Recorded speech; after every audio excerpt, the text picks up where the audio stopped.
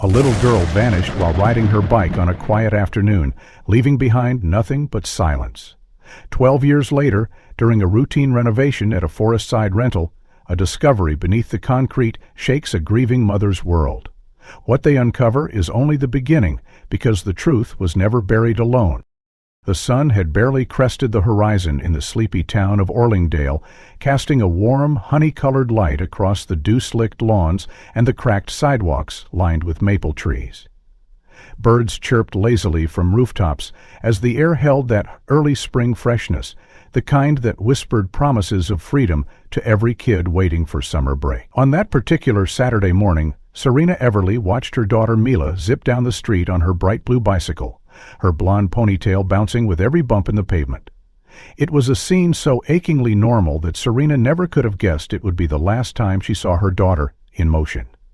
Mila was 9 years old, impossibly curious, and brimming with that quiet mischief only children possess.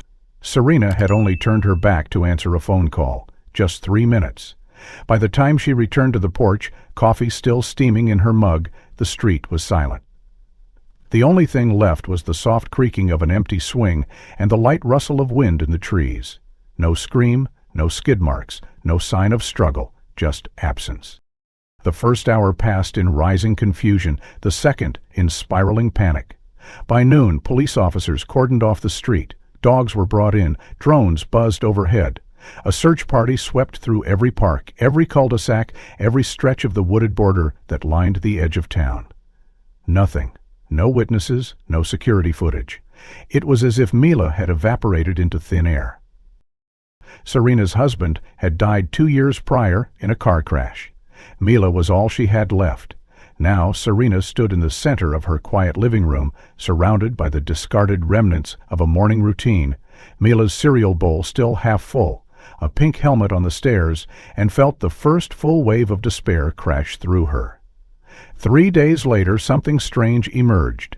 Nolan Drew, the lead detective on the case, uncovered a decades-old missing persons report buried deep in county records. A boy named Tyler Grisham, aged 10, had gone missing in 2007, just 1 block over from where Mila had vanished. But his case had never gone public. No posters, no news. The report had been filed and immediately marked restricted access. What's more, Tyler had lived in the same neighborhood, and like Mila, he had been riding his bike the morning he disappeared. This wasn't just an isolated event. This town had swallowed 2 children, 14 years apart, and no one had noticed. The revelation shook Serena to her core. She met with Nolan in the police department's dimly lit conference room, surrounded by maps, timeline charts, and evidence boards that suddenly seemed far too empty. How could no one know about this boy, she asked, her voice barely more than a whisper. Nolan's jaw was tight, his fingers drumming nervously on the table. I've lived here most of my life, Serena. I should have remembered something like this. But it's like Tyler Grisham was scrubbed from history. No photos, no family interviews. The file just ends. Serena's fingers curled into fists. Her grief sharpened into a cold fury. Something was wrong in Orlingdale, deeply, disturbingly wrong, and she would not rest until she found out what. Over the next week, Serena threw herself into research. She scoured every archived newspaper from the past 20 years. She talked to old neighbors, retired police officers, librarians. Most people didn't even remember the Grisham family. But one elderly woman, Mrs. Cavendish, did. Quiet boy, she recalled. Sweet. Used to play in the cul-de-sac with a red baseball cap. Then one day, the whole family was gone. Just like that. Serena pressed further. She found a copy of the 2006 Orlington yearbook from the elementary school and scanned each page, her eyes darting across rows of faces. There, Tyler Grisham, page 17. His eyes were blue, just like Mila's, his smile timid.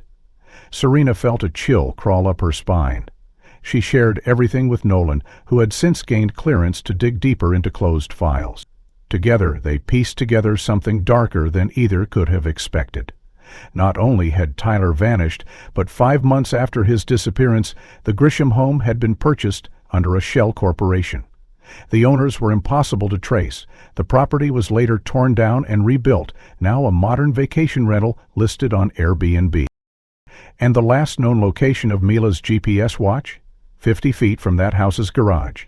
The connection was undeniable. And it wasn't just two disappearances now, it was a pattern, a hidden one buried beneath paperwork, name changes, and silence. Serena walked past her daughter's empty room that night. She paused at the doorway. The soft glow of Mila's lava lamp flickered across the unicorn posters, still taped to the wall. She placed her hand on the frame and whispered, "I will find you, no matter what they buried." Because someone had taken her daughter, and someone had taken Tyler. And it was T.M. Orlingdale woke up from its long, dark sleep. 3 weeks after Mila's disappearance, a construction crew began plumbing renovations on the garage floor of a vacation rental just 5 blocks from the Everleys' home. The old concrete was brittle, cracked in places, and the new owners had approved a complete overhaul of the flooring. What none of the workers expected was to hit metal beneath the second layer of concrete. At first, they thought it was old piping or perhaps a buried tool, but when the foreman, Kyle Renner, pried apart the last layer of cement, a patch of pink paint shimmered through the dust. What they uncovered sent chills down their spines. A small, dirt-caked bicycle half embedded in hardened concrete, with frayed streamers hanging limp from the handlebars. The bike was rusted, the seat torn, but unmistakably a child's. Kyle immediately called the police. Nolan Drew arrived on site within the hour, escorted by Serena, who had insisted on being present the moment she heard the words, "child's bike." When they lifted it from its concrete tomb, Serena's breath caught. At first glance, it looked just like Mila's, same model, same pink body, even the same sticker placement, a worn-out butterfly clinging to the frame. But upon closer inspection, something was off, very off. Etched into the underside of the frame, beneath a layer of grime, was the name Lena 2002, carved in crooked, childlike letters. Sarah blinked, confused. "That's not Mila's handwriting," she whispered. Nolan frowned. "Mila wasn't even born in 2002, he muttered. "This doesn't make sense." They ran the name through missing children databases. Within minutes, a match came up. Lena Marlowe, 9 years old, went missing in 2011 from a small town in Wyoming, nearly 1,000 miles away. Last seen riding her bike to a friend's house, no leads, no suspects. Her case had long gone cold. Serena felt a strange pull in her chest. If Lena's bike was here, buried in this garage, what else had been brought to Orlingdale? And why was her daughter's last known location tied to this house? Digging deeper, Nolan acquired blueprints and ownership history of the Airbnb. Officially built in 2010, the house had undergone major reconstruction in 2016, including reinforcement of the garage foundation. It had changed hands 3 times, always through shell corporations registered offshore. The current Airbnb host was a woman named Camilla Hyde, but she lived in Portugal and had never actually visited the property. Her listing profile showed dozens of 5-star reviews and claimed she inherited the home from a deceased uncle.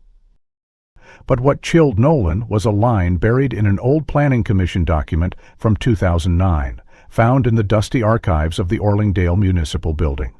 Before the Airbnb became a vacation rental, the structure on that same lot had been a juvenile rehabilitation center, St. Elwyn's Home for Troubled Youth. "I've never heard of that place," she said. "No one has," he replied grimly. "It was shut down after a state investigation into missing children, allegations of abuse, neglect, even underground rooms that weren't in the building plans. The scandal was buried under confidentiality agreements. It disappeared from public record." Serena stood motionless, staring at the screen. "How many children went missing?" she asked. Nolan clicked into a redacted report and read aloud. 7, all under the age of 13. Between 1997 and 1999, only 2 were ever found, too traumatized to speak. He looked up at her, his voice lower now.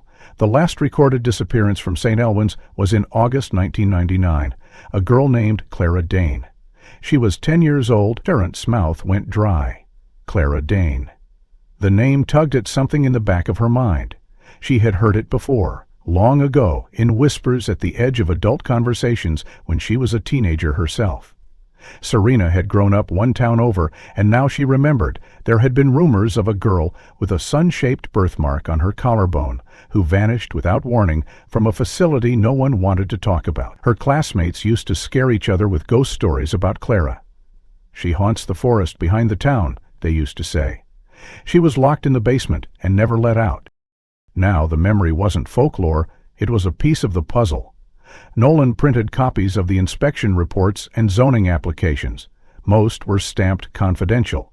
Some were entirely redacted, but one document listed a former employee of St. Elwyn's as a maintenance contractor during its final year, Jared Clove.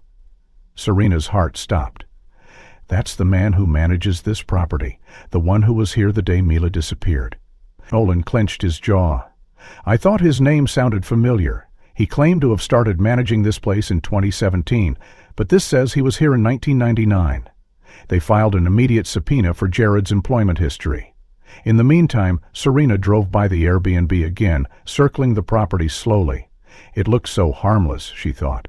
White trim, blue shutters, a modest front porch with potted ferns. But beneath that quiet facade had been buried a child's bicycle, a stolen name, a story erased. Later that night, Serena sifted through a box of old photos at home. She wasn't sure why, just a compulsion. Something itched at the base of her spine. As she flipped past Mila's 3rd birthday, her first missing tooth, her graduation from pre-co, she found a photo she didn't recognize. It was old, the corners curled, faded by time.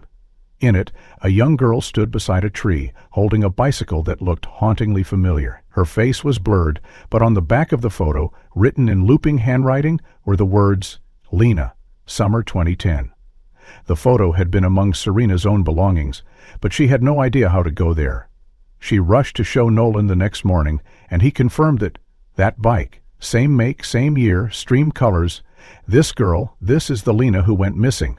Somehow, this photo ended up in your house. Serena gripped the edge of the desk, trying to steady her breathing. Her home, her street, this whole town, it was part of something much larger, much older than she'd imagined. And now, with the bike uncovered and Jared's past exposed, the patterns were no longer coincidence. They were ritual. The photo of Lena that had somehow appeared in Serena's old family box sat heavy on Nolan's desk, its blurred edges seeming to pulse with the growing weight of each new revelation. While Serena wrestled with the growing weight of each new revelation, Nolan worked late into the every public and sealed record he could access regarding Jared Clove. By morning, his eyes bloodshot and his fingers sore from typing, he leaned back from the screen and cursed under his breath. Serena, standing behind him, stiffened. "What is it?" she asked. Nolan didn't look up. He simply turned the monitor toward her. Jared Clove was arrested in 2001 for the attempted abduction of a 10-year-old girl in Minnesota. Charges were dropped due to lack of conclusive evidence and what the court called a highly plausible misidentification. His record was sealed and eventually expired. Serena narrowed her eyes. "So he was never convicted?" Nolan shook his head. "No, but the circumstances are off. The girl's testimony was detailed, the suspect matched Clove's height, his car, even his accent. But he had an alibi, his identical twin brother." Serena blinked. "He has a twin." After that, Jared's record was scrubbed. His name vanished from every watch list. Serena stepped back, processing the information. And now he manages the same property where 2 missing children's cases converge. Nolan's voice was grim. "We need to bring him in."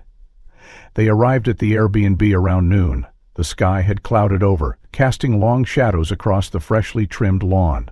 The front door creaked open before Nolan could knock. Jared stood in the doorway, his eyes as still as pond water.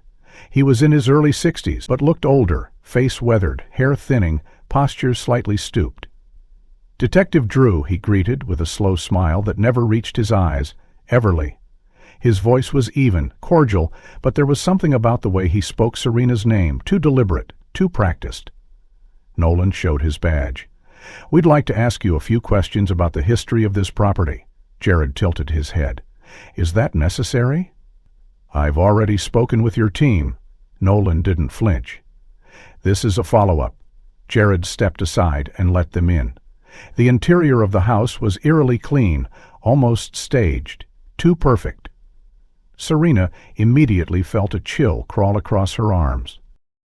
While Nolan kept Jared engaged in small talk in the living room, Serena excused herself to use the restroom. Instead, she walked quietly toward the kitchen and peered out the back window. The backyard was spacious, lined with overgrown hedges, and in the far corner stood an old, dilapidated garden shed. Something about it pulled at her. She opened the back door and stepped outside. The wind stirred the leaves as she approached the shed, her footsteps crunching against the gravel. The door creaked open on rusted hinges. Inside, the air was musty with rot and age. Tools hung on the walls, coated in dust, and in the corner sat a stack of old boxes. Serena crouched and lifted the top one. It was filled with loose photographs, curled and yellowing with age. Her breath caught as she pulled out the first one. The image was dark, slightly out of focus. It showed the backyard from years ago, before the renovations, and in the foreground, 3 little girls stood side by side, all smiling. One of them was Mila. There was no mistaking her dimpled cheeks and the unicorn tee she loved, but the photo was dated a full year before Mila had gone missing. The 2 other girls were unfamiliar, one with jet black hair, the other with a red birthmark on her neck. Serena's hands trembled. She shuffled through more photos. The same 3 girls appeared again and again in various parts of the yard, on the swing set, beside the shed, even sitting on a blanket eating popsicles. Every picture was time-stamped and dated, always at least 10 months before Mila's disappearances. Serena's heart pounded. "How is this possible?" she whispered. She hurried back inside. Jared looked up as she entered. His eyes lingered on her just a second too long. Serena handed the photo to Nolan, who paled as he examined it. "Where did you get this?" he asked sharply. Serena pointed toward the shed. Jared's expression didn't change. "That must have been left by previous guests," he said calmly. "People often take strange liberties with rental properties." Nolan stepped forward. "Mila is in this photo, Mr. Clove. She's wearing clothing her mother remembers from last summer. Care to explain how a photo taken on your property includes a missing child a year before she vanished?" Jared folded his arms. "I've told you. I've never met the girl." Serena's voice rose. "Then explain why her face is in your shed. Explain the bike buried under your garage." For the first time, Jared's facade cracked, just slightly. His mouth twitched. Then, just as quickly, the calm mask returned. "I think you should leave," he said. Nolan stepped closer. "Not until we've reviewed everything on this property, including your surveillance system. Do you have security cameras?" Jared shook his head. "Only a Ring doorbell. Footage rolls over every 72 hours. Nolan didn't believe a word, but without a warrant, he couldn't press further. As they stepped out, Serena turned to look back at Jared. He stood in the doorway, watching them leave, his arms crossed like a statue. That night, Nolan filed for an emergency search warrant. Serena sat in her car outside the Airbnb, her fingers tightening on the steering wheel. The photo burned in her mind. Mila had been there, not once, multiple times. But Serena had never brought her there, and neither had anyone she knew. Back home, Serena paced her living room, unable to sleep. Something about the 2 other girls in the photo nagged at her. She scanned the image again, zooming in on the girl with the red birthmark. Her face looked familiar.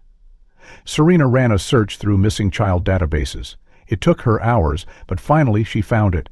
The girl's name was Ruby Cates, disappeared from Michigan in 2009. Her photo was grainy, but the birthmark was identical. Then Serena found the 3rd girl, Samantha UN, gone from Oregon in 2012. The realization hit her like a blow. All 3 children had vanished in different years, from different states, yet here they were, side by side, in a photo from Jared Clovia's backyard. And Mila, Serena's Mila, was somehow among them, long before anyone knew she was in danger. She didn't remember grabbing her keys, but a few minutes later she was driving. The roads were dark, the wind howling low. She wasn't going to let this slip through the cracks. Jared Clove had lied, and if Mila had been in that house before, she could be there still. But just as she pulled up near the Airbnb again, headlights appeared in the distance. A white van was backing out of the driveway. Jared was at the wheel. Serena ducked behind the steering wheel, heart racing. The van passed by her slowly, taillights blinking. Through the side mirror, she caught a glimpse of Jared's face. He was smiling. The night after Serena spotted Jared Clove's white van disappearing into the fog-lined road, she sat in her darkened living room, the TV screen black, the only light coming from her laptop. Her mind raced with images of the photos she had found, of her daughter standing beside two girls who had been declared missing years before Mila was even born. It was all too impossible, unless it wasn't. She had posted the photo, cropped for privacy, to the missing children support community she had been part of for over a decade, a digital message board full of desperate parents, amateur sleuths, and sometimes anonymous cruelty. She had included the date stamp, the shed location, and the unexplainable presence of her daughter in a backyard she'd never visited before the day she arrived with Nolan. Most replies came in waves of support, suggestions, or leads to old forums she'd already checked, but then came a private message. The sender's name was a random string of characters, M00618, and their profile was newly created. The message was only a single image, attached with no subject line and no context. Serena hesitated for a moment before clicking it. The picture loaded slowly. It was the same backyard, the same swing set, now rusted, but this time taken at night. The photo was grainy, but Serena could clearly make out three shapes huddled together under the shed's lean-to roof. At the far edge of the frame, a shadowy figure loomed, a man, tall, hands in his pockets, staring straight at the camera. No face, just presence. Under the image were 4 words in blockest bold type. I was one of them. Serena's fingers trembled. She responded instantly. Who are you? Do you know where Mila is? Minutes passed. Then came a reply. You're not the first. Don't trust the quiet ones. Don't trust the history. They erased it once. They'll do it again. A cold sweat ran down her back. She sent another message, pounding on the door at midnight. He appeared in sweatpants and a flannel shirt, blinking against the porch light, but her face told him everything he needed to know. Inside, she showed him the screenshots. Nolan studied the image, then stared at the message text. It's legit, he said quietly. They know something. He paused. If this is real, Serena, we may have just heard from someone who survived. The next morning, Nolan pulled old police reports from the Dellingrove Psychiatric Facility fire of 2007. Officially, the blaze had been ruled an electrical accident. 23 patients had been inside at the time. 15 had been safely evacuated. 3 died. But 5, unaccounted for, their names had never been released to the public due to patient privacy laws. No follow-up investigations were conducted. The facility, privately run and barely regulated, had been quietly erased from official records in the years that followed.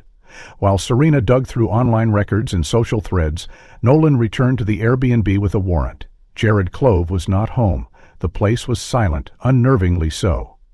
As Nolan and his team swept through the house, one officer called out from the garage. You need to see this. There, shoved behind a false panel in the storage room, was a collapsible cart.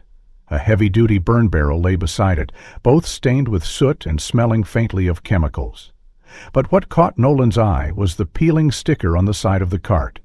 A faded label partially burned, read. Nolan stepped back, heart pounding. He worked there, he murmured, or stole this from someone who did. Back at her house, Serena received another email, this time no images. Just a short message. They keep them underground, but not always here. Look for the well that's never dry. The email address was different, one she didn't recognize, and the message vanished after reading. She tried replying. It bounced. She stared at the words, the well that's never dry. What did it mean? Later that evening, Nolan returned with the photos of the cart. Serena recognized it immediately. He used that same cart when I saw him at 4 a.m. the night after Mila's bike was found. Her voice cracked. He was moving something. To Adams, Nolan's team set up surveillance on Jared's known routes, homes, and the Airbnb. They also scanned old aerial photos of the neighborhood dating back to the early 2000s, searching for anomalies. One photo caught their attention. In the backyard of the original building, St. Elwyn's there, had been a circular structure, maybe 10 feet across. In every photo before 2010, it was there after that, gone, paved over. Nolan cross-referenced the spot with the current property blueprint. The structure had stood exactly where the new backyard patio now lay. Serena and Nolan visited the site together under the guise of a follow-up inspection. Nolan distracted Jared, who had returned by then, while Serena walked slowly across the patio stones. She counted her steps, heart thudding, until she reached the center. Her foot shifted on a slab that sounded hollow. Later that night, she received a final message from a third profile, one with no posts, no friends, and no metadata. It read, "The tunnel connects 3 houses. One was burned, one is rented, one is mine.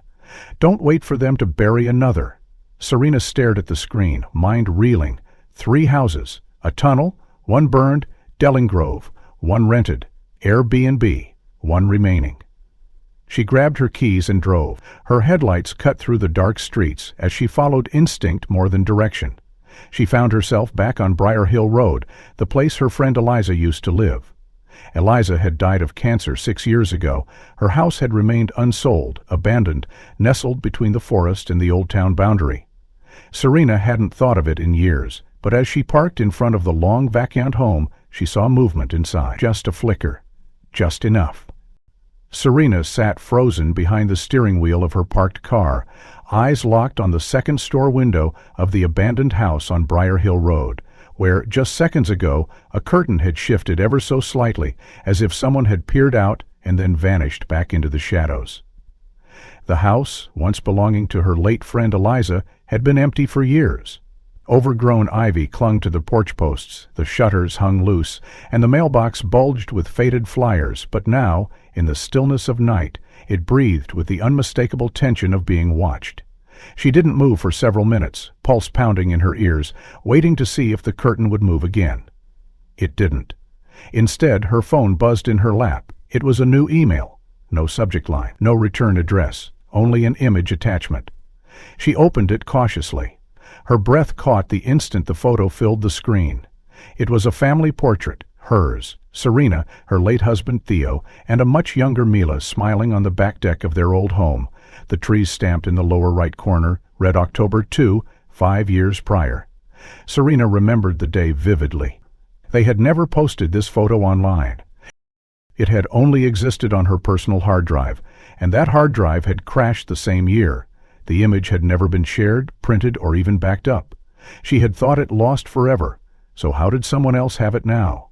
Serene's hands shook. She hit reply, demanded answers, but the message bounced back immediately. Her stomach twisted. Someone had access not just to her current life, but to her past, to memories she thought were private, unreachable. She immediately called Nolan. He answered on the first ring. "I'm still going over the tunnel theory," he said before she could speak. "That third house, it's Eliza's. The property records show it was purchased 6 months ago by a private investor using a holding firm out of Vancouver. No renovation permits filed, but aerial thermal imaging shows recent activity in the basement, heat patterns consistent with electricity and human occupancy." Serena swallowed hard. "Nolan, someone just sent me a picture of my family from 5 years ago, one that was never online. It was taken the day before Theo's accident." There was a pause on the line. "How is that possible?" he asked quietly. "I don't know," she whispered, "but I think someone's watching me. I think they have been for years." Later that day, news broke that 3 young girls had been found in a locked room during a federal raid on a suspected trafficking property in a neighboring county. The raid, part of a wider investigation into a ring that operated through encrypted forums and dark web contacts, had led to a farmhouse nestled deep in the woods beyond Orlingdale. All 3 girls were under the age of 18. 2 of them had names and histories. Juliana Reyes, missing from Seattle since 2014, and Zoe Tran, vanished from Boston in 2017. The 3rd girl, however, remained a mystery. She refused to speak. She had no identification, no birth records, and no fingerprints in any system. Her features were delicate, her demeanor withdrawn, and she stared at every adult with a suspicion that chilled even the most experienced investigator. When shown lists of missing persons, she shook her head at every photo. When asked for her name, she stayed silent.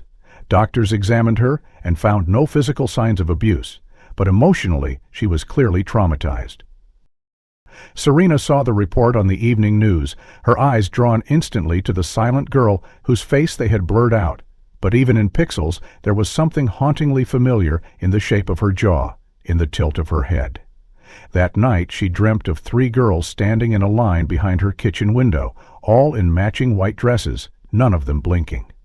The next day, Serena went to Nolan's office with a folder of her own, old journals, Theo's archived documents, and copies of every email she had received. Nolan listened as she explained the timeline of the mysterious image, her mounting suspicion that not only had some accessed their lives years ago, but that it had never truly stopped. "If they knew where we lived, what we looked like," she said, voice trembling, "they could have been near Mila long before she vanished." Nolan nodded slowly. "We need to talk to the unknown girl," he said. "Maybe not directly, but we can show her things, objects, pictures." Serena agreed, her hope tempered by dread. The hospital was heavily secured, with each girl kept under individual medical watch. Serena and Nolan were granted supervised access to the third girl, whom nurses called Jane, for lack of anything else. She sat on the edge of the bed, hands folded, eyes watching them carefully as they entered. Nolan introduced them gently and explained why they were there. Serena took out the folder and showed her the folder, her family, Mila smiling in the center. The girl's eyes flickered. Her lips parted slightly, but she said nothing. Next, Serena laid out a doll, Mila's old rabbit plush, which had been in the attic for years, unearthed just that morning. Jane's gaze locked onto it. She reached out slowly, as if afraid it would vanish. Her fingers touched the fabric and froze. "Mallet," she whispered. Serena leaned in. "What did you say?" The girl's lips trembled. "Mel used to sleep with that," she murmured, her voice hoarse. "She said it smelled like pancakes." Serena's throat tightened. "Do you know where Mel is?" Jane's eyes filled with tears. She looked away, but nodded once. Outside the hospital room, Nolan was already on the phone, coordinating with the team combing the tunnels beneath the Eliza house. "She knew Mila," Serena said quietly. "She knew her rabbit, her nickname, everything." Nolan hung up. "And she's never been reported missing. No records, no school, no birth certificate. As far as the world's concerned, she doesn't exist." Serena stared down the hallway, heart pounding. Then who was she before they renamed her Jane? And what did they do to keep her hidden for so long? That night, Serena received one final email. No subject, no message body, just a single attachment. She opened it with shaking hands. It was another photo, this time not from the past. It showed a dark tunnel, lit faintly by yellow bulbs overhead. In the center, sitting cross-legged on the cold cement floor, was Mila. Her face was pale. Her eyes stared straight at the camera, and beside her, holding her hand, was Jane. The image of Mila sitting in the tunnel, hand in hand with the mysterious girl known only as Jane, haunted Serena through the night. She had stared at the photo for hours, analyzing every detail: the chipped concrete floor, the rusted support beams, the flickering industrial lights strung above their heads. But what disturbed her most was Mila's expression. It wasn't just tired or frightened, it was blank, like a part of her had been left behind somewhere Serena couldn't reach. The file had no metadata. Whoever had sent it had stripped it clean. No timestamp, no GPS, nothing. But Serena knew it was recent. Mila was wearing the same jacket she had on the morning she disappeared. She called Nolan immediately. "It's time to open the patio," she said, her voice hard. "We need to see what's under there." By dawn, Nolan had assembled a forensic team and obtained an emergency warrant. They returned to the Airbnb just as the sky turned gray, bringing with them tools, scanners, and ground-penetrating radar. Jared Clove was nowhere to be found. His van was missing. The house was locked, but they had access now. As the team set up outside, Serena walked slowly across the patio stones, stopping in the exact spot where she had heard the hollow echo days ago. Within 20 minutes, the crew confirmed it. Beneath the surface was an empty chamber, roughly 12 feet wide and 8 feet deep. A concealed room. They broke through. The stench hit first. Damp earth, mold, something metallic beneath it all. The space was unfinished, no drywall, just bare foundation and rusted rebar. At the center of the room sat an old wooden chest, half rotted, its metal latch sealed shut with a padlock. They broke it open. Inside were several sealed bags, and under those, an array of small personal items. Children's shoes, hairbands, broken toys. Sina felt sick, but then one of the forensic techs gasped, "Ma'am, you need to see this." From one of the smaller bags he held up a tarnished gold ring. Sina recognized it instantly. It was her wedding ring, had been buried with him, together in the casket, clasped between their hands during the funeral 5 years ago. Sina stumbled back. "That's not possible," she whispered. "Can't be." Nolan looked from the ring to her. "Are you absolutely sure?" She nodded, eyes wide. "It has the engraving. Check the inside." The tech squinted, then read aloud, "Always find you T and S." Nolan exhaled sharply. "That's not just any ring." Serena nodded, still shaken. "Theo had that inscribed a month before our wedding. It was never shared, never posted. Only he and I knew about it." Nolan glanced around the room. "So how did it end up here? Unless—" He trailed off, then turned back toward the patio exit, his expression shifting. "Unless someone took it before the burial." Syria's head reeled. She remembered the funeral clearly, remembered placing Theo's ring on his finger. She had kissed his hand through her tears. There had been no mistake. The casket had been sealed, the body buried. So either someone had exhumed Theo's grave, or the ring had never gone in with him. But that would mean it had been removed before the burial. Syria's hands clenched. Nolan, who prepared his body. Nolan's face hardened. "I'll find out." Later that afternoon, Nolan pulled Serena aside in the hallway of the station, a thick file under his arm. "There's something I need to tell you," he began, his voice lower than usual. "I haven't exactly been upfront about everything." Serena raised an eyebrow, wary. "About what?" Nolan hesitated. "About this property, about my connection to it?" Serena's silence pressed him forward. "In 1998, I was 11 years old. My parents had me institutionalized after a violent incident with a neighbor. They claimed I was unstable, dangerous. I wasn't. I was just angry and grieving." He swallowed. "I spent 8 months at St. Elwyn's, the same facility that used to sit where this Airbnb now stands." Serena's eyes widened. "Why didn't you tell me this before?" Nolan looked ashamed. "Because I thought it was irrelevant. I thought I was the only one who remembered it. The state shut it down a year after I was transferred, but lately I've been having flashes, memories I can't explain. Faces, voices. A girl named Clara who used to draw suns on the wall with broken crayons, and a man with gray hair who smelled like bleach and whistled the same tune over and over again." Serena's breath caught. "You think that man was Jared?" Nolan nodded.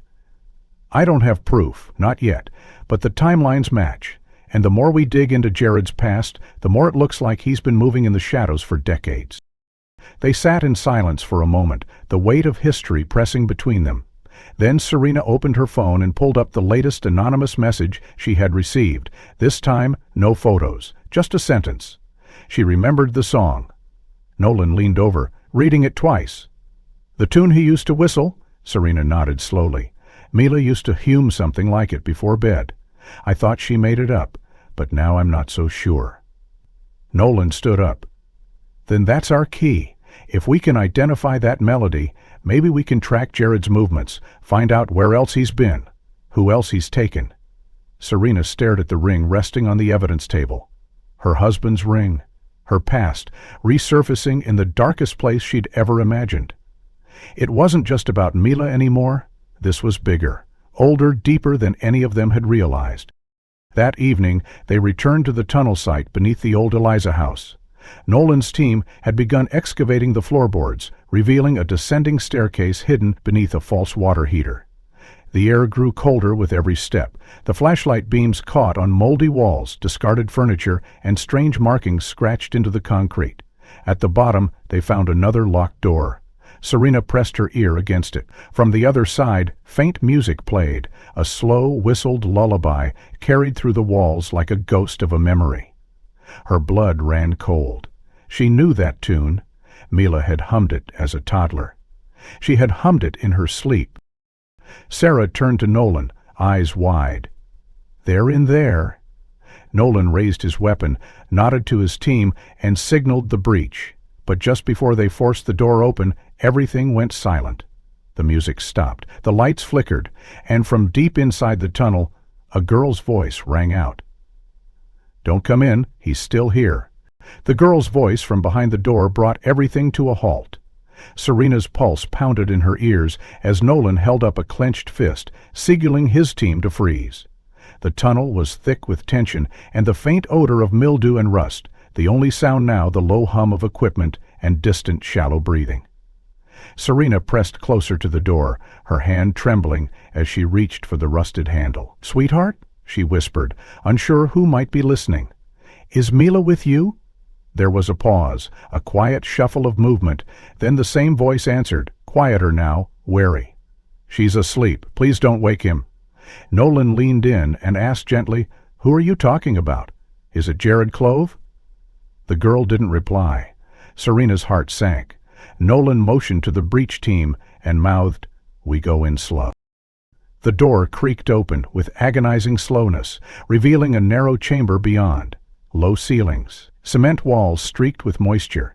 3 cots lined one side, all covered in mismatched blankets. A portable lamp flickered near the far corner, illuminating 2 figures. One was Mila, her body curled up, her chest rising and falling in steady rhythm. The other was a young girl, no more than 10, sitting beside her, with her arms wrapped protectively around Mila's shoulder. When she looked up, her face was gaunt, her eyes far too old for her age. "Don't take her," she said softly. "He said you'd take her away again." Serena's voice caught. "Honey, it's okay. We're here to help." But the girl stared at her with a kind of reverent awe, as if seeing something sacred. "Mom," she whispered, "is it really you?" Serena froze. I'm not—" The girl stood, her expression trembling with hope and disbelief. "You came back. He said you left, but you didn't mean to." She stepped forward and wrapped her arms around Serena's waist. "I knew you'd come back for me." Serena's breath caught in her throat. She looked to Nolan for help, confusion etched across her face. The girl clung tighter. "I remembered your hands, your voice. I tried to remember your name, but he made me forget. But now I remember." Nolan carefully approached and knelt beside her. "What's your name?" The girl blinked rapidly. "It used to be Mady. Then he called me Briar." Serena gently pulled back enough to see her eyes. They were gray, distant, scanning her face like a lost traveler trying to find a landmark. "Maddie," Serena repeated. "Where are you from?" The girl hesitated. "I don't know. It was a white house, with blue stairs. There were wind chimes, and pancakes on Sundays." Serena felt a chill crawl over her skin. Mila used to say the same thing about their old home. The wind chimes Theo had hung from the porch beam. The Sunday breakfast tradition Serena had kept even after Theo died. One of the medics led Mila out gently, her body limp but unharmed. She was sedated but safe. Serena sat beside her daughter as Nolan and the rest of the team secured the tunnel, gathering evidence, taking photographs. But her mind was on Maddie. The girl had latched onto her with the certainty of a child reunited with a parent. Yet Serena had never seen her before. Or had she? A hazy memory surfaced, an afternoon 7 years ago at the Orlingdale Community Fair. Mila had been 4, running ahead, giggling, when Serena spotted another little girl watching them from behind a cotton candy stand. The child had looked confused, almost desperate, but vanished before Serena could speak to her. Had that been Maddie? Back at the temporary shelter, Mady refused to leave Serena's side. She followed her into the medical tent, held her hand during questioning, and clung to her whenever anyone approached. Psychologists advised that attachment to a maternal figure was not uncommon in trauma victims, especially those with memory suppression or identity confusion. But when shown photos of other women, no missing persons, Maddie shook her head. When asked about her last name, she said nothing. She could recite no phone number, no school name, no city. Only fragments, pancakes, wind chimes, a white house with blue stairs. Every detail mirrored Serena's past life with Theo and Mila. Nolan took Maddie's fingerprints, hoping to match them to any database. Nothing. It was as if the girl had never officially existed. Meanwhile, the investigation around Jared Clove escalated. As authorities dug deeper into his background, a new witness emerged, an elderly neighbor named Doris, who had lived next door to the Airbnb for over 20 years. Initially hesitant, Doris eventually reached out after hearing about the discovery of the tunnel. In a recorded interview, she said, "I didn't want to get involved. That house always gave me the creeps. But the year that little girl Mila went missing, I remember clear as day. I heard crying from the garage, like a child trying not to be loud. It wasn't just once. It happened at night, for a week straight. Then it stopped. I told myself it was my imagination. I told myself it was a raccoon or something. Nolan asked why she never reported it. Dora lowered her eyes. Because one night I went outside and found a note on my porch. Just a piece of paper with cut-out letters like in movies. It said, "Some things go away faster when you don't look too close." She burned the note, convinced she was being watched. The case now unraveled with alarming speed. Dozens of forensic leads were pouring in, scrapings from the tunnel walls, voice recordings left on hidden cameras, DNA samples from clothing stashed in the underground room. Yet the mystery of Maybe remained the strangest anomaly. She was physically healthy, her fingerprints unregistered, and emotionally fused to Serena as if born from her own memory. Nolan's theory grew darker by the hour. What if, he posed one night, pacing in front of the evidence board, she wasn't taken like the others? What if she was raised to believe Serena was her mother? Maybe she was shown videos, photos. What if Jared tried to recreate a family he lost or wanted? Serena rubbed her temples, exhausted.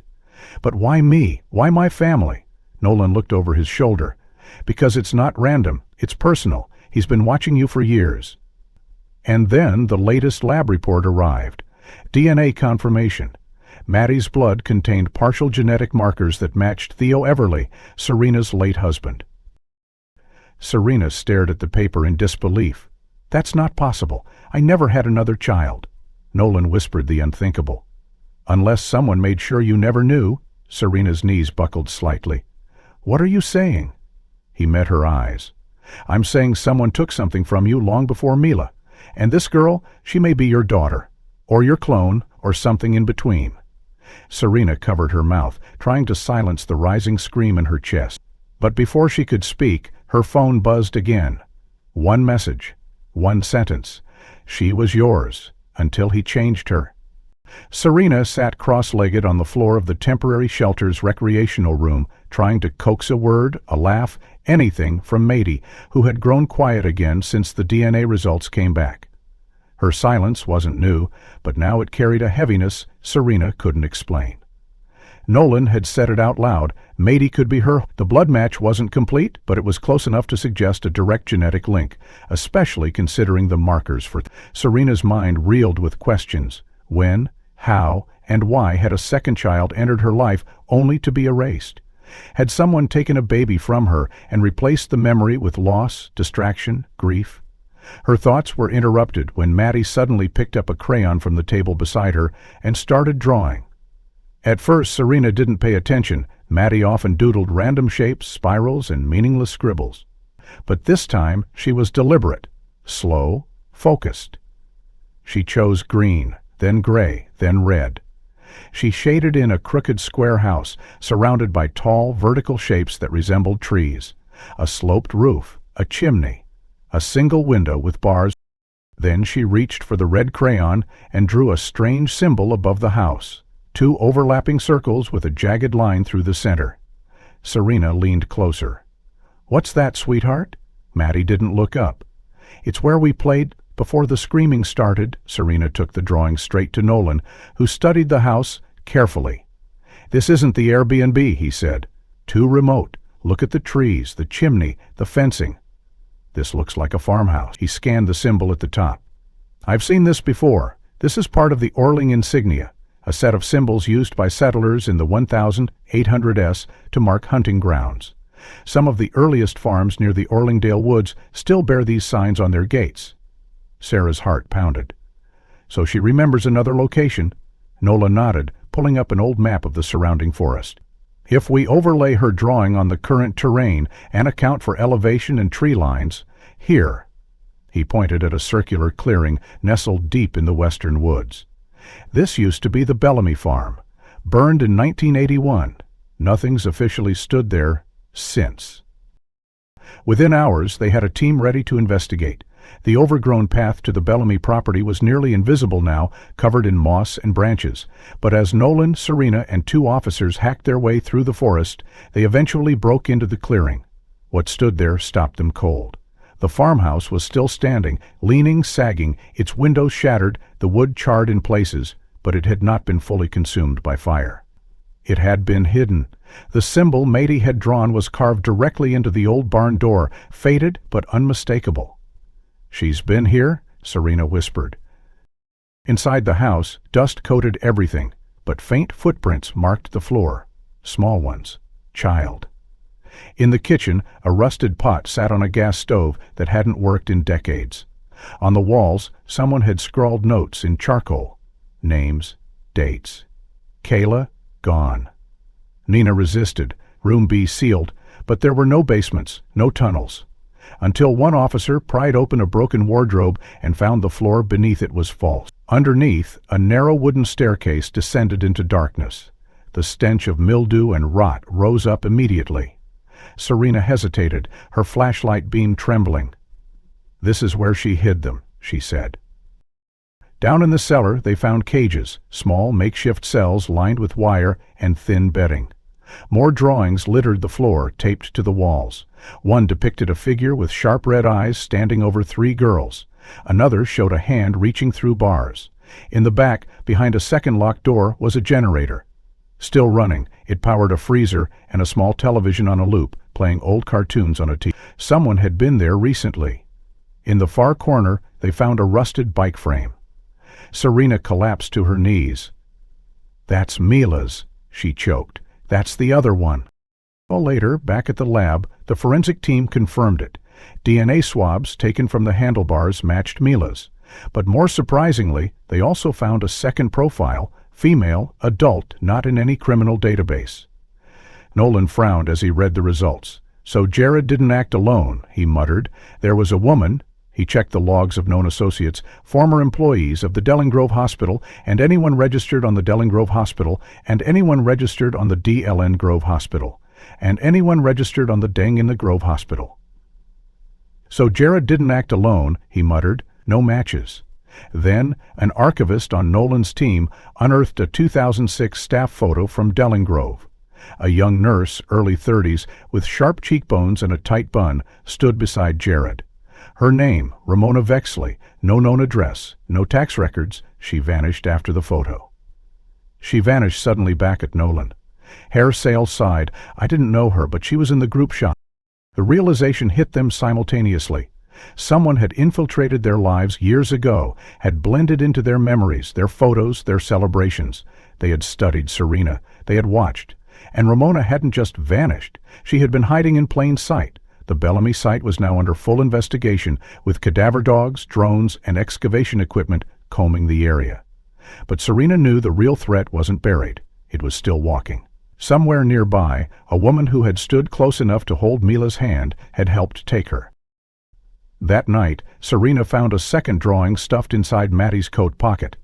It was similar to the first, same house, same trees, but now a red X marked the left window. Underneath, in shaky letters, it read, "She said to wait until the moon came back." Serena's breath caught. "They're going to move again," she whispered. Nolan looked up from his notes. "Then we need to be there before they do." But just as they began to formulate their plan, Serena's phone vibrated with a new message. A video this time, no text. She opened it. It was shaky, dimly lit, and filmed from a high angle, as if from a tree. In the center, a woman with a severe face was leading 2 children across the Bellamy clearing, their heads down, hands bound. One of them turned toward the camera just long enough. It was Mila. And she was mouthing something. It looked like, "Don't follow." The moon that night was a thin, milky crescent, hanging barely above the treetops as Nolan's team surrounded the perimeter of the Bellamy farm. Drones hovered silently overhead, their infrared cameras sweeping for movement, while ground teams waited in hushed anticipation for Nolan's signal. Serena stood a few steps behind him, her fingers clenched tightly around a printed still from the surveillance video, Mila's face turning slightly around a printed still from the surveillance video. Mila's face turning slightly toward Ned. "Don't follow," she had mouthed. But Serena wasn't about to obey. Not now. Not after everything. Inside the farmhouse, in the silence beneath the floorboards, the true horror had just begun to reveal itself. Beneath the original basement, below even the tunnel chamber already discovered, was a second, deeper level. Unmarked on any map or construction record, this sublevel had been concealed by collapsing soil and a camouflage stairwell built behind the barn. It was here, down these steps, that Serena, Nolan, and 2 agents descended. The air thickened as they went, humid and sour, carrying the faint stench of antiseptic, sweat, and something less identifiable, something synthetic. Wrong. The final door was steel, retrofitted into place with heavy bolts and biometric locks, but it stood open, just wide enough. Inside, the space stretched into an industrial labyrinth. Fluorescent lights flickered overhead, revealing rows of sterile rooms partitioned by glass walls. Each chamber contained a single cot, a shelf of books, and a monitor mounted on the wall playing muted training videos, etiquette lessons, table service, piano fingering. In the corners of the rooms were small cameras, their red lights blinking steadily. One wall displayed a schedule labeled Rotation Class, A through F. The names were simple, almost dehumanizing: Lily, Fern, Wren, Ivy, Rose. No surnames, no birth dates. Serena stumbled back. "This isn't a holding space," she murmured. "It's a conditioning facility." Nolan's face hardened. "They're not just kidnapping these kids, they're grooming them for servitude." Behind one pane of glass, a child-sat desk sat beside an adult mannequin, posed like a guest at dinner. On the monitor above, a voice repeated, "Do not speak unless asked. Do not break eye contact." Smiled gently. The back room of the underground complex held the worst of it. Shelves lined the walls, filled with labeled binders, each one documenting a single child's development, including behavioral charts, adaptation scores, even psychological resistance levels. Nolan pulled one down. Subject, Tulip, estimated A at intake, 8. Progress, high response to automacute R47 in 2016. Serena's stomach turned. "They sold them," she whispered, "to people." Nolan nodded grimly. High-end domestic service, probably under false IDs, rich families, off-the-record transactions. He grabbed another file. Subject, East Code name. It says she failed final assessment and was returned for reprocessing. They were still pouring through the horrors when one of the officers radioed from the surface. "We've got movement. North clearing. Looks like Jared Clove." Nolan responded immediately. "Do not engage. I want him alive." Within minutes, Clove was apprehended trying to reach the tree line.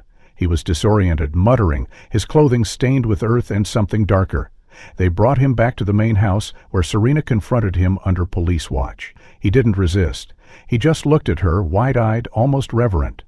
"You came back," he said softly, voice cracked. "You always promised you would." Serena blinked. "You know who I am?"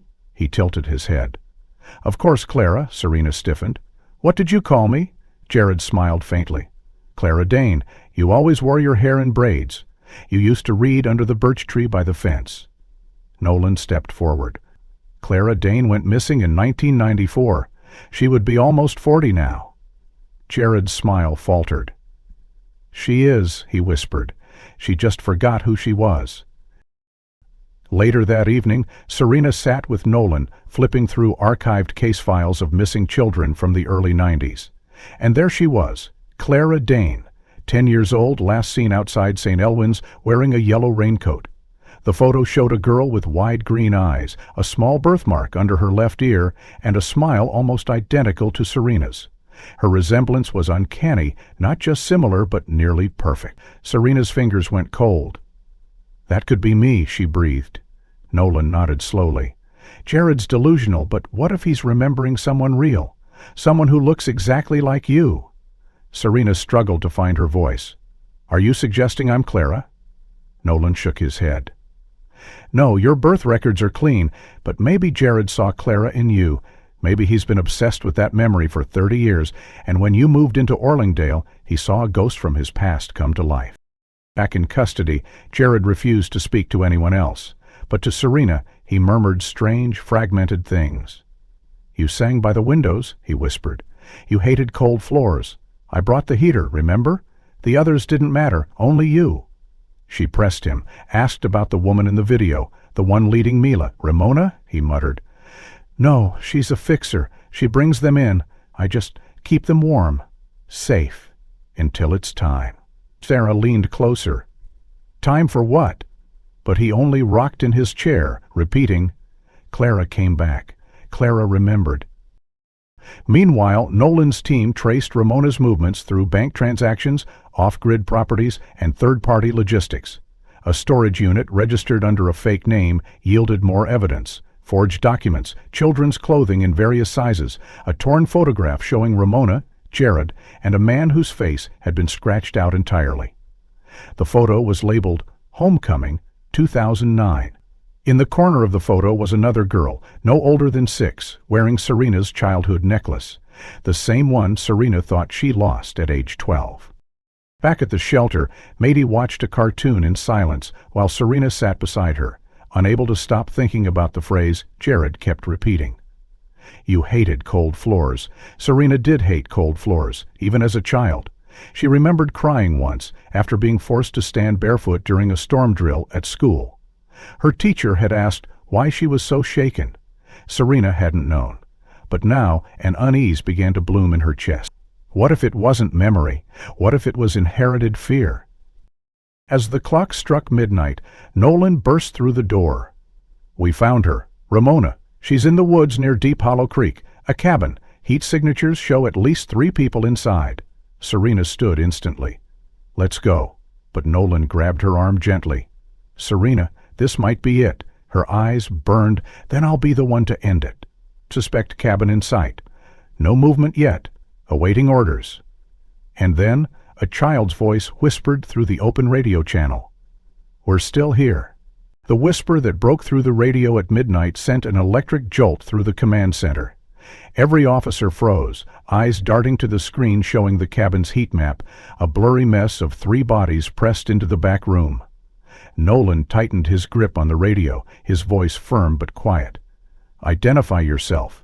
"Who's speaking?" Static hissed in reply, then silence.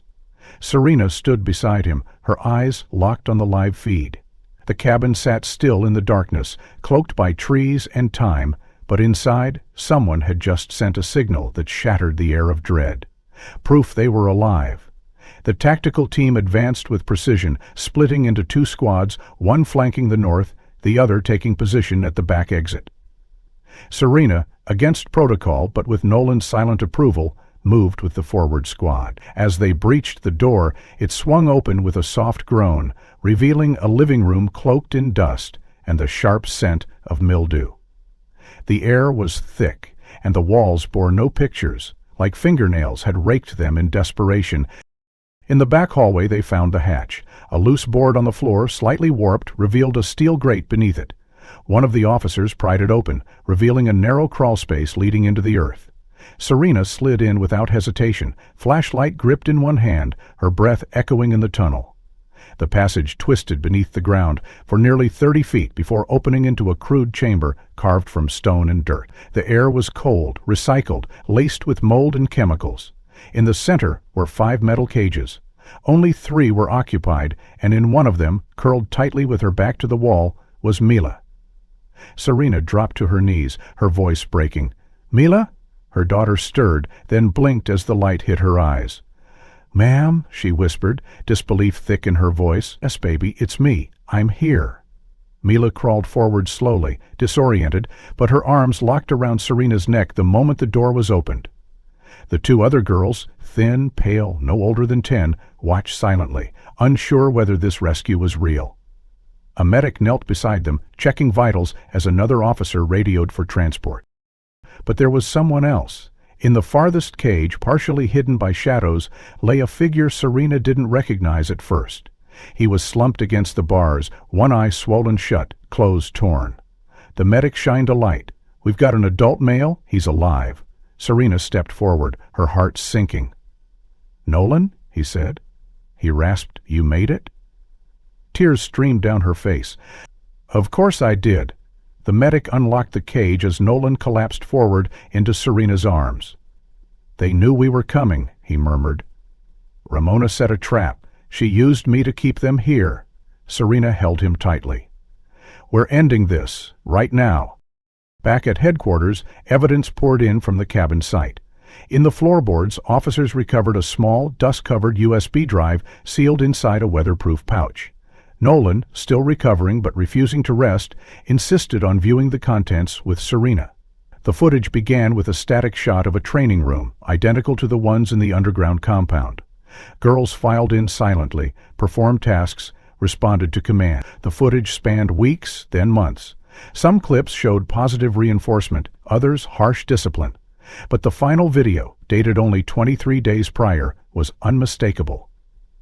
Mila stood in the center of the room, her hands trembling, eyes downcast, while a woman off-screen directed her movements in a cold, clinical tone. That voice was Ramona's. Again she commanded, "Smile, serve, step back, no eye contact." Mila complied, her body robotic. Surrogate turned away, trembling. Nola clenched his jaw. "We have all the proof we need now," he said. "We take this to federal court." Arrests followed swiftly. Ramona Vexley was apprehended in a motel in northern Oregon. Her appearance altered, but her identity confirmed through biometric scans. Several other accomplices, financiers, forgers, false ID providers, were detained in coordinated raids across 3 states. The children recovered from the various properties were placed in protective care, with specialized trauma teams overseeing their recovery. Mila, though quiet and haunted, clung to Serena with the desperate strength of a child who had feared being forgotten. Day by day, her voice returned. She painted again. She hummed the tune Serena used to sing. And she called out for Serena in her sleep, not from fear, but from knowing she'd be heard. Nolan remained under supervision for internal injuries, but testified publicly, exposing the failures of the system, the loopholes that allowed monsters like Jared and Ramona to operate in plain sight. The footage from the USB, combined with years of digital forensics and witness statements, built a case so irrefutable it shattered multiple black market networks built on child exploitation. The Bellamy farm, along with 3 other properties linked to the operation, was permanently condemned and converted into memorial sites. Months passed. Then one morning Mila stood beside Serena on the porch of their new home, a modest, light-filled cottage in a safe part of town, and asked, "Can we plant wind chimes again?" Serena smiled. "Only if you help me hang them." They did. Together. And when the breeze stirred them for the first time, the sound made Serena's breath catch in her throat. It was not haunting anymore. It was home. On Mila's birthday, Nolan visited with a small wrapped box. Inside was a handmade bracelet, 1 bead for every day Serena had searched, every day Mila had survived. They cried together, all 3 of them, because, in the end, survival wasn't just about escaping the dark. It was about choosing to walk into the light again. And they had. If this story pulled you in and kept you on the edge of your seat, don't forget to like and subscribe for more chilling, emotional narratives just like this. What part of Mila's journey hit you the hardest? Did you see that twist with Jared calling Serena Clara coming? And where are you watching from? Drop a comment. I'd love to hear your theories and reactions.